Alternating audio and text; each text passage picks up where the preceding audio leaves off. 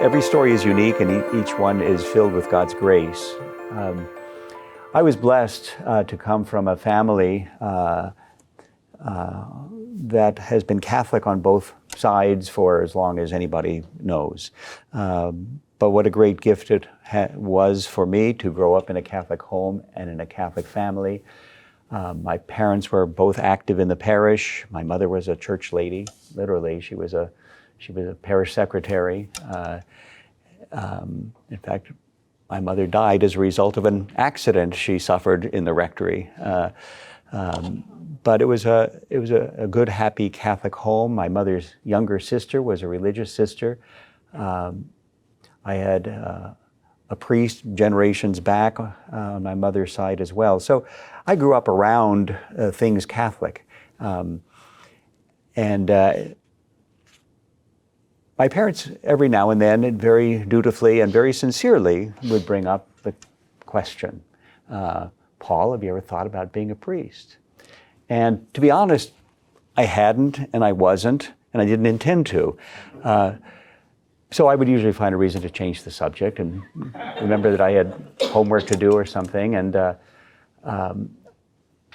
as I moved into high school, I began to get less and less interested in the church and my faith, and took many things for granted, and would complain about having to go to church. And my dad would put his foot down and say, Paul, as long as you live under this roof, you're going to get up and you're going to go to church with the family every Sunday. So, okay. I graduated from high school, went off to college in Lawrence at KU, and I was no longer living under their roof. And so I was testing my independence, and figured that I didn't really need to go to church. I was maybe testing my independence, and so I was becoming kind of lackluster and careless about my faith. But fortunately, God's providence was at work, because when I went off to college, the Lord put me in among a very influential and important group of people that would really help change the course of my life. I became involved in a great books program at KU called the Integrated Humanities Program. And I really fell in with a wonderful group of friends and a faithful community of young men and women, and great teachers who really took an interest in me and inspired me. It was a great books program, and we did a lot of it raised a lot of questions about the things that mattered in life, the big questions about truth and beauty and goodness and those sorts of things. We learned poetry, we read the great books, we did all kinds of rather unconventional things for a university student in the 1970s. But it was a marvelous experience for me. We did some travel abroad, and one semester, we actually did a whole semester abroad. We went to Ireland, and I was 20 years old, and by this time I was beginning to find my way back to a more active embrace of my Catholic faith. The way that started, interestingly, was there was this dark-haired, brown-eyed girl who I had my eye on, and I knew that she was very Catholic and very pious and very devout, and I heard that she went to daily Mass at St. John's, and so I decided, well, I'll drop in, and so I did. I dropped in and knelt behind her and made sure she noticed me, and one thing led to not much, but we did have a date, one date, and but it started a habit for me going to daily Mass, honestly. That's kind of where it started. My junior year, as I was saying, we did a semester abroad trip in Ireland. And I continued that habit of dropping in and going to Mass. Half of our time we spent on a little island off of the west coast called Inishbofin, and the other half of the time in Ireland we were in Galway City. It was a marvelous experience. I was 20 years old. I was 5,000 miles from home, and was with 150 fellow students from the University of Kansas. And I was just sure that this was going to be for me and for my buddies, among whom was a recent convert to the faith who had been my roommate all my years at KU and college, and my best friend through high school. His name was Jim Conley. He later became a priest and is a bishop also. But Jim and I and a few of our pals went on this trip, and imagining that it was going to be like a 4-month pub crawl through Ireland. And, footloose, fancy-free, far from home, not a care in the world except to get a few credits, so I would go home with at least something to show for it. That changed rather suddenly, however. The first week that we were in Ireland, we were on Inishbofin, and some of our buddies went out exploring. As we had a pretty loose structure, not a lot of responsibility, so there's plenty of time for adventure. And so we would go out crawling around the rocks and looking over the island and finding seals and all of these things that a young man might find interesting. Growing up in Kansas, living on an island in the middle of the ocean, was really a pretty exciting opportunity. So some of our friends went out one afternoon to explore the coastline where we were staying, and the sun began to set, and we gathered for dinner at the hotel where we were staying on the island. And after dinner, we made our way to the pub, which was the usual routine for the evening. And it was wholesome. A lot of the natives would be there with their squeeze box, and they would be singing these Irish songs, and it was just a magical, wonderful time.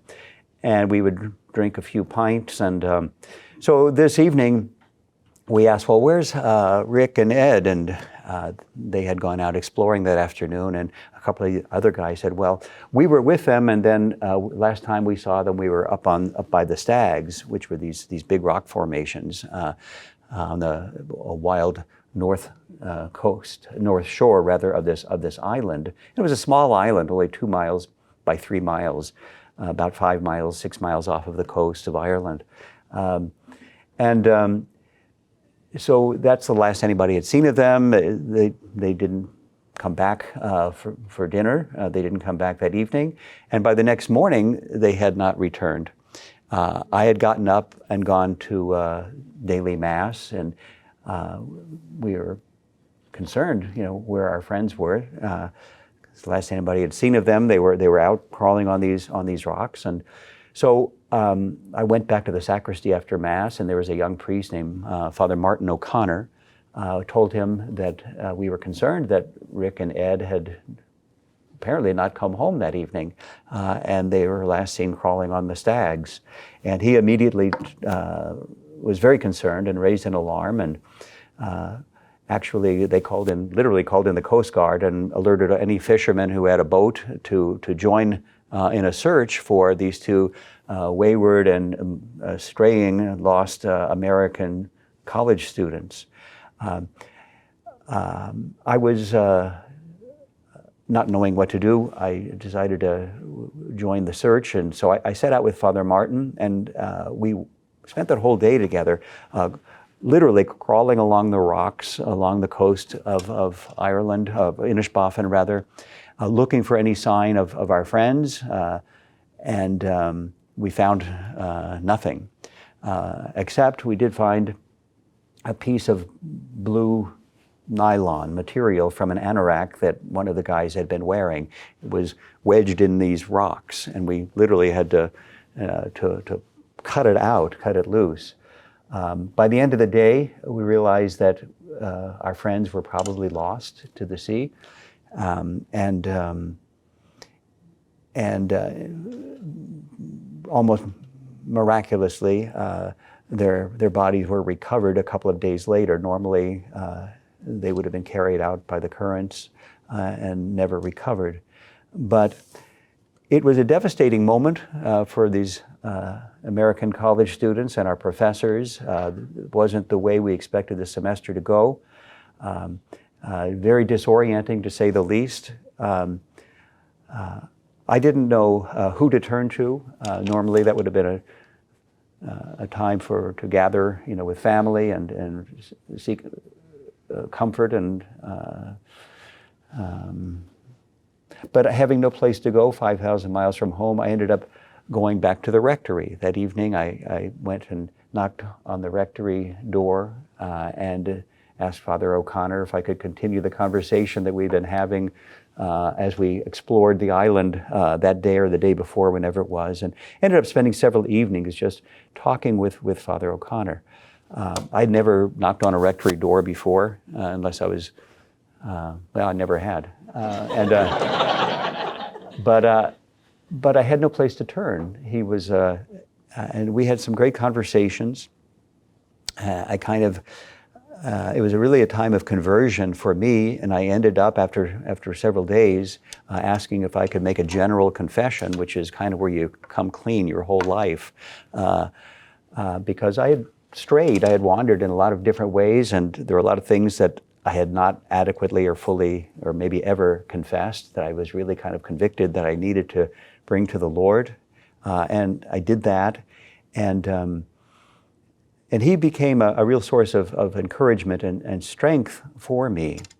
And I think I would have to say that was probably where my vocation really began to come into focus. Up until that time, if somebody had asked, Paul, have you ever thought about becoming a priest? I would have changed the subject, as I said earlier, and that would have been the end of it. Now, at this point, I was toward the end of my junior year of college. I did start to think about it, and it was really due to the influence of the time I had spent with Father O'Connor, because I was coming to see and experience why we call priest father, because that's what he was being for me. He was fathering me during that really time of crisis and difficulty and loss. And it really kind of opened my heart and opened my mind to the possibility that maybe this is not something as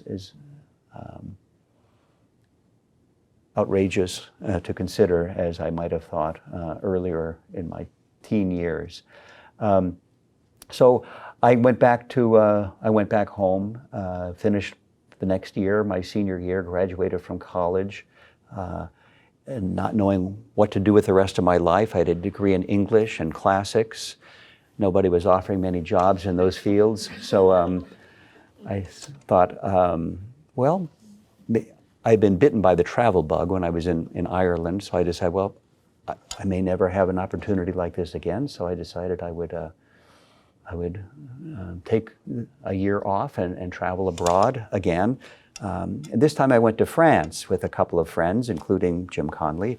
And we went to a Benedictine abbey in France, where a few of our friends had gone before us in the years previous. And they had found their way to this abbey called Fontcombeau. And it was a very traditional Benedictine abbey where they still do Gregorian chant, where they, very traditional kind of monastic rhythm. And so I asked the abbot if we might go and spend some time in the guest house. I wasn't really thinking about a vocation, but I was thinking, well, this would be a good place to stay. I could stay in France at this monastery. I know a few of the brothers there already. And use that as kind of a stepping off point to see Europe. Well, I ended up not traveling much at all because I really was kind of immediately kind of smitten by the life that they were living there.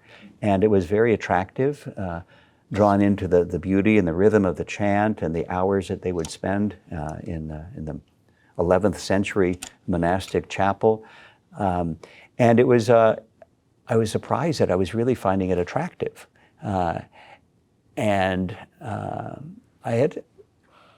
was really a time of much deeper conversion yet than what I experienced in Ireland even. And some really powerful experiences in prayer in in the chapel and just wandering the grounds, just in the course of living that monastic rhythm.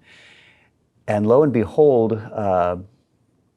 right after Christmas, I found myself talking to the abbot and asking if he thought I might have a monastic vocation, because I was finding it very appealing, very attractive. And he encouraged me in that regard. And so I really began to move toward becoming a monk at Foncombeau in France. And I even wrote my parents and broke the news to them. I'm sure they were freaking out. But it's not something you want to tell your parents from 6,000 miles away. And but I was really I just fallen in love, with the life that they were living and with the Lord. Honestly, it was just really a powerfully deep type of and time of conversion for me. As it turned out, as I started kind of moving in that direction, just in terms of my own planning and anticipation, I had more and more conversations with not just with the abbot, but with the novice master, learning more about the life that they were living there, and I was there with a few friends from KU. But the more I came to appreciate the life that they were living there, the more I came to appreciate how different it was from anything that I had ever imagined. And I realized these guys are really French, and I'm a kid from Kansas, and I never did get that comfortable with French as a language, but I remember it becoming very clear one evening. I was praying. I was staying in this room in the guest house. We overlooked this little river that flowed by. It was really picturesque, beautiful place. Across the river in the woods, there was this little stone chapel in which a hermit lived, literally in a cave, and he walked across this little path to the chapel where he prayed.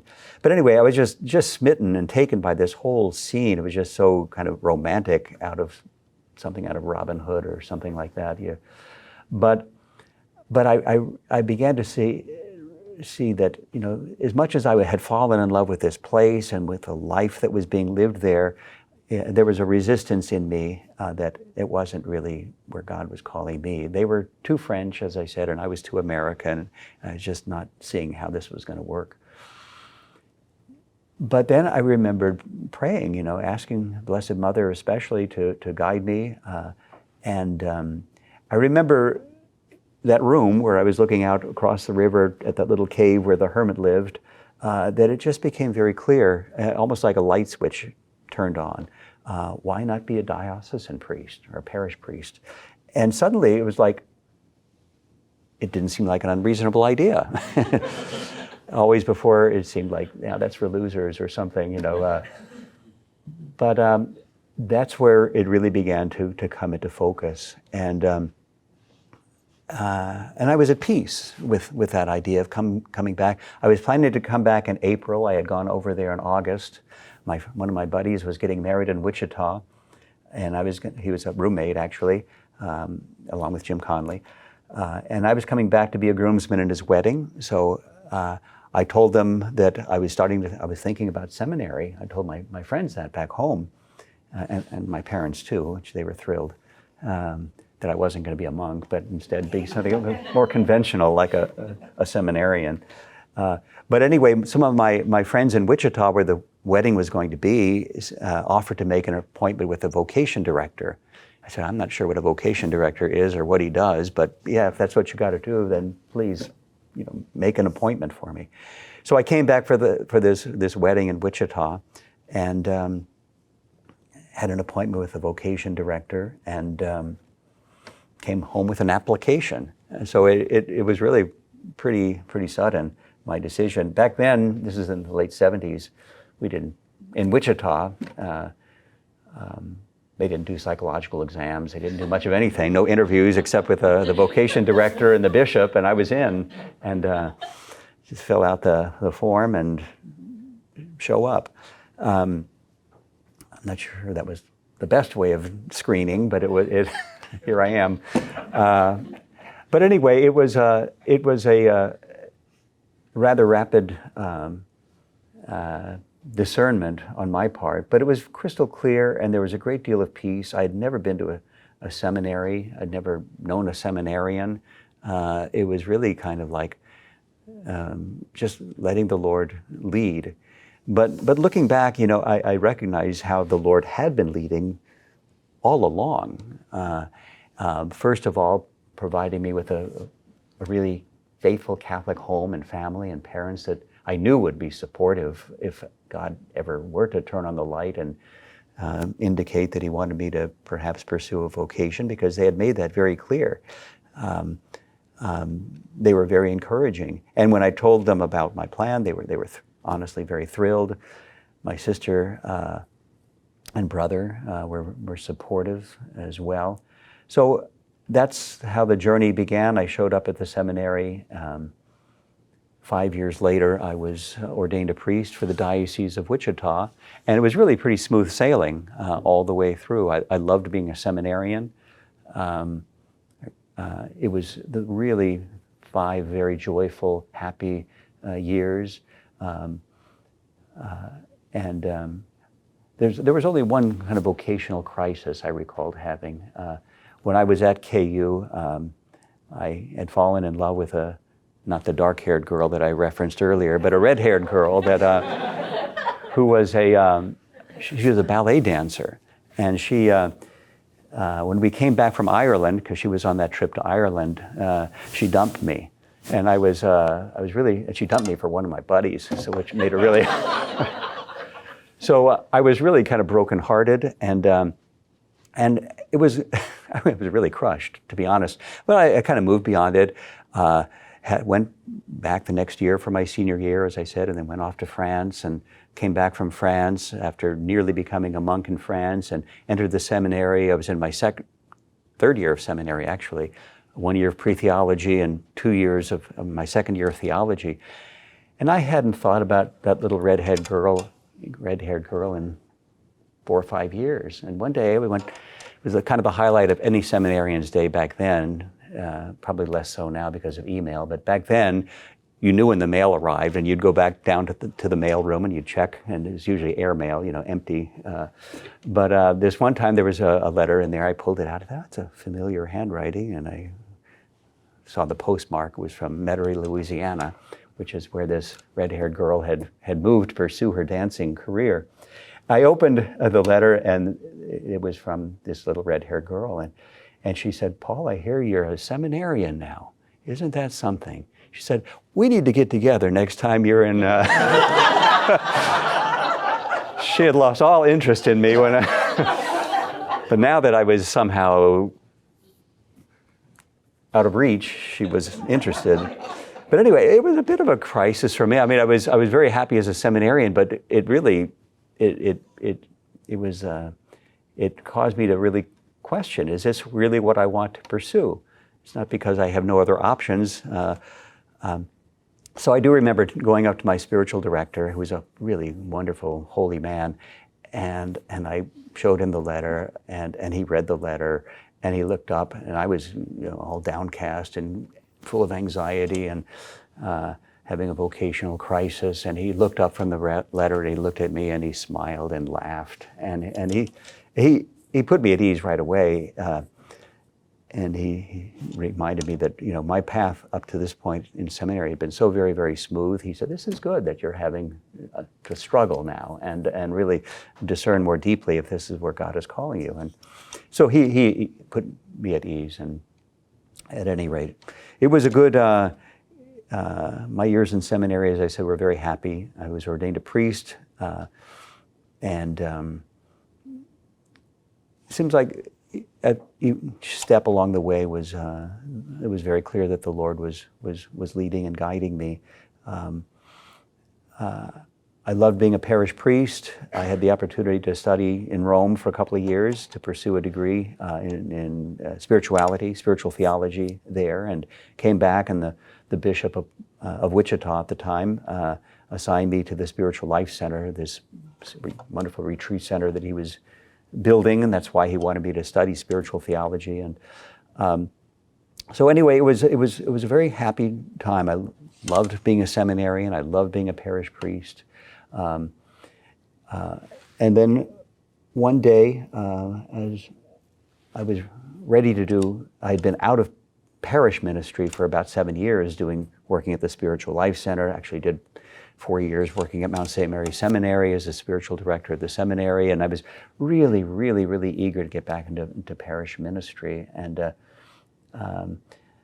when I finally got the opportunity to be a pastor again, I had been in the parish 4 months, and I was thinking, this is where I'm going to retire. I'm just as happy as a clam, and hoping the bishop would just forget where I was, and that would be it. And after 4 short months, I get a phone call, and it was, I'll spare you the details of it, but he said, Father Coakley, I have very good news for you. The Holy Father has appointed you Bishop of Salina. And that was not on my radar screen at all. But and it was really hard. So I said, well, if that's what the Holy Father wants, and yes, I'll of course say yes. But I went and talked to my spiritual director, who had been the bishop who ordained me a priest. He had now retired, Bishop Gerber, and had a great conversation with him, and he was very encouraging to me in that discernment. It was very clear that this was the Lord calling. He made his voice very clear. When I would give vocation talks, I would tell young men or young women, yes, God is calling, but sometimes we just don't hear. We're not paying attention. Don't expect God to pick up the phone and call you or write you a letter and say, I want you to do this or that. But sometimes he does make it that clear, as he did when the nuncio called and said, the Holy Father has appointed you bishop. Do you accept? That was a clear call from the Lord, and I said yes. And I went to Salina, Kansas, which I didn't know at all. It was only 85 miles north of Wichita, but I don't think I'd ever even been to Salina. But I came to love Salina and loved serving in a rural diocese. I'd grown up in Kansas City, had been a priest in Wichita. I'd never spent much time in western Kansas at all, but this was my chance. And I spent 6 very happy years as a bishop in a rural Kansas. And every year on that anniversary of October 16th, or October 12th, excuse me, when it was the day that I got that phone call from the nuncio appointing me bishop, I would always kind of quietly observe that day, because it was one of those moments where the Lord really kind of intervened in a very palpable, clear way that he was asking this of me, and I had to say yes. And at first it was hard to say yes, but when I gave my fiat, when I gave my yes, I'm the servant of the Lord, let it be done to me as you say, this peace came. And so every year on that anniversary of that phone call, I would spend it as a day of prayer, kind of reflecting on the previous year and how the Lord had continued to lead and guide me and make his will clear for me. And one year, after being bishop in Salina for 6 years, it was that day again, and I was in my chapel before I went to the office, praying about the last 6 years, how the Lord had led me and been with me and revealed himself to me in different ways, and how he was blessing my ministry in western Kansas, and it was really a profound sense of peace. And I went to the office, and my secretary greeted me and brought the mail in. I was going through the mail, and suddenly she came in and she said, Bishop, there's a phone call for you. It's the nuncio. And he hasn't called me for 6 years. And so I got the phone, and it was a different nuncio this time. And he said, Bishop Coakley, I have very good news for you. The Holy Father has appointed you Archbishop of Oklahoma City. Do you accept? And my first thought was, he's reading from the same script as And I said to him, Archbishop Sambi, do you know that it was 6 years ago today that your predecessor called me and sent me here to Salina? And he said, no, I didn't know that. This must be a special day in God's calendar for you. I said, indeed it must. And I said, well, if that's what the Holy Father wants, then yes, of course, I will say yes. But So that brings us to where we are today. So my vocation story has been kind of a series of surprises, but it's been wonderful to see how God's providential hand writes straight with crooked lines, making God's will clear through the joys and sorrows, through the ups and downs, through the agony and the ecstasy of it all. And I'm so grateful to God for having called me to be a priest and now to be a bishop. It's been a great, beautiful journey, a faith of faith. So grateful to my parents, my friends, the teachers, the priests, the communities that have supported me and encouraged me through the years. So that's my story. I'm sticking with it. So, yeah. Molly? Tell us where you went to seminary. I went, for pre-theology, I went to St. Pius X Seminary in Erlanger, Kentucky, which is now closed. It was a suburb of Cincinnati. It was a great place, actually. But then after that, I went to Mount St. Mary Seminary in Emmitsburg, Maryland, which I wasn't the first distinguished alum from. That's where Stanley Rother went. So actually, Father Louis Lamb went there as well. I think we were the only, Stanley Rother and Father Louis Lamb, I think, were the only two Mount St. Mary graduates that have come to Oklahoma City from there. But yeah, that was my alma mater. Any other questions? We don't often have an opportunity to spend quiet time on a specific subject like vocations with Archbishop Coakley. This is your chance. What about Bishop Conley? We literally grew up together. His cousins lived in my backyard, and we used to play wiffle ball back there. I've known him since I was about 11 years old. We ended up to be best friends in high school, roommates all through college. He converted when we were, I think, our junior year in college, right before we went to Ireland. I went to France. He came to France about 2 months later, and I came back and went to seminary. He came back and put it off for a couple of years and ended up going to seminary, also for Wichita. I was ordained in 1983. He was ordained in 1985, again for Wichita. And then I became a bishop in 2004. He became a bishop in 2008, 2006, I think it was, yeah. But anyway, he's now the Bishop of Lincoln. He was first Bishop Auxiliary in Denver for a number of years. So we're still best friends. So yes. We've got 3 Cajuns here, and I know you spent a little time down in South Louisiana, so tell us about your time down there. Yeah, my mother was from South Louisiana. She was from Eunice, Louisiana. We lived in Metairie, Louisiana. That's where I made my first Holy Communion at St. Mary Magdalene Parish. And I went back there. Actually, the parish was celebrating its 50th or 60th anniversary about 4 years ago, and then somehow realized that I was an alumnus, and they invited me to come down and celebrate Mass for the anniversary. So yeah, I had 5 years of Catholic school education when I was in Metairie at St. Mary Magdalene, and when we moved to Kansas City, there wasn't a Catholic school nearby, so I was a public school kid after that. But yeah, my time in South Louisiana was good. It's such an amazing, rich Catholic culture in that part of the country, which was my mother's culture. My dad was Irish Catholic from New York. My mother was French Cajun Catholic from Eunice, Louisiana. So Her last name? her last name was Andrews, but that was it was not it had been anglicized. I think it was Landrew at one time. But there were Tates and Staggs and Fontenot's and all those. Well, yeah. when you look back over your education, I think you went to Christian Brothers School in City Park. Well, I was going to go there, then we moved to Kansas. I went there, took the entrance test, and then I didn't get to ever go there.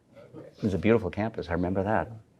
Yeah. Of course, you went to France and were exposed to the Salem movement with the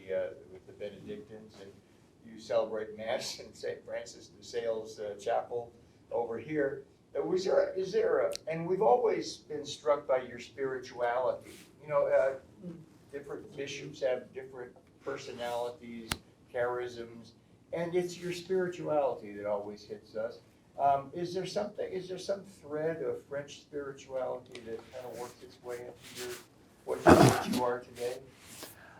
I'm not sure that it would be a French spirituality, but my mother's sister, the nun, was a visitation sister, which was founded by St. Francis de Sales, and I grew up around them a lot. I think the influences, spiritual traditions that influenced me most would have been probably the Benedictines and the Ignatian tradition. So I made a couple of 30-day retreats, given a 30-day retreat or two. So that's probably the spiritual, and I did my license in spiritual theology at the Gregorian University, which is Ignatian as well. So those would be the. And I know you have to get going, but this whole room is filled with people who are committed to promoting vocation. What advice do you have for us as we do that? Well, be intercessors for one thing. Pray for vocations. Pray for the young men and women that you encounter, and don't be embarrassed or ashamed or afraid to invite, encourage, ask. Have you ever thought about being a priest? People ask me so many times growing up, but my answer was always no, no, no, until finally they wore me down. And but we've got to be inviting.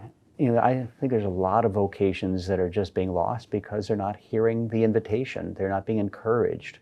Encouragement is so important for a young person who's maybe pondering the possibility of a vocation, maybe never even talked to anybody about it or dare to even voice it because of fear or embarrassment. It's a very countercultural thing today.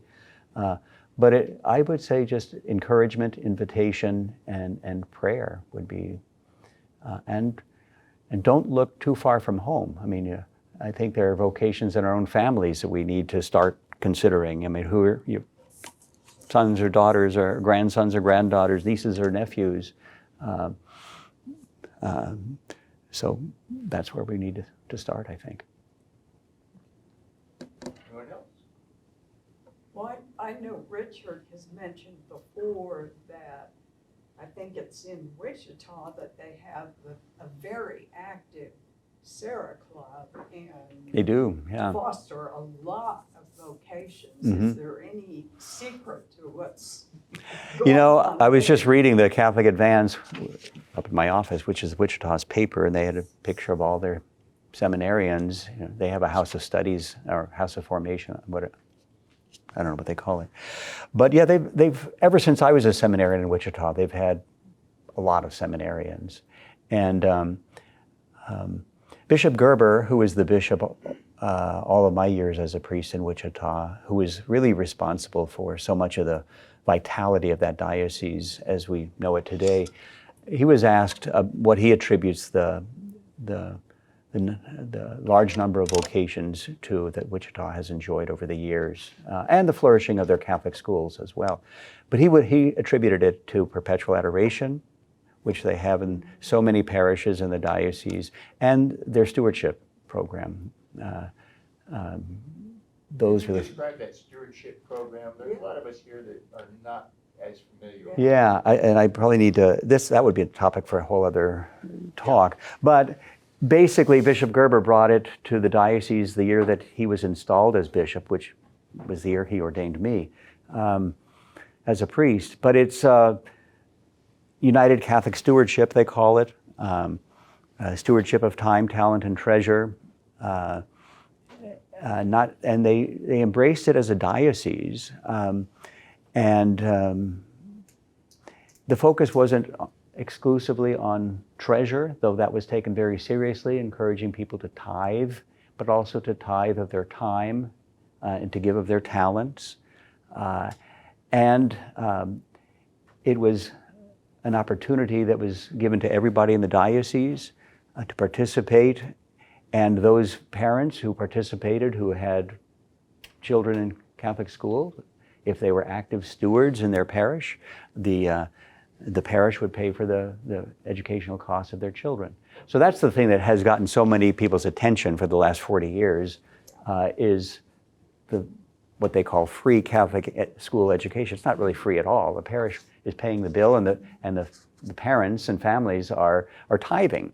And so the idea was, if everybody in the parish, not just school parents, but if everybody is giving of their time, talent, and treasure generously and striving toward that tithe, there will be more than enough resources. And it's proven to be true. So. Thank you very much for spending this time with us. Thank you. And thank you for your support of vocations. I'm so grateful to groups like this. And I see Dennis here, the Knights of Columbus too. My dad was an active Knight all my growing up, and the Knights have been a great champions of vocations as well. So it takes all of us. It's the work of the whole church. And before you leave, can you give us your blessing? I'd be happy to. The Lord be with you.